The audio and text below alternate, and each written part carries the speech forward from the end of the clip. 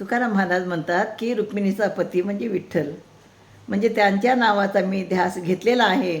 आणि म्हणून काय केलं आहे बघा, एक धरीला चित्ती आम्ही रुक्माईचा पती, तेने झाले अवघे काम, निवारला भवभ्रम, परद्रव्य परनारी, झाली विषयाचे परी, तुका मने फार नाही लागत व्यवहार.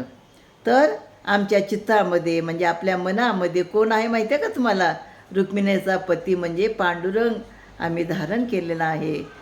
त्या योगाने आमची सर्व कर्तव्य संपली असून संसार सत्यत्वाचा भ्रमही नाहीसा झाला आहे. आम्हाला परद्रव्य आणि परनारी ही विषाप्रमाणे आहे.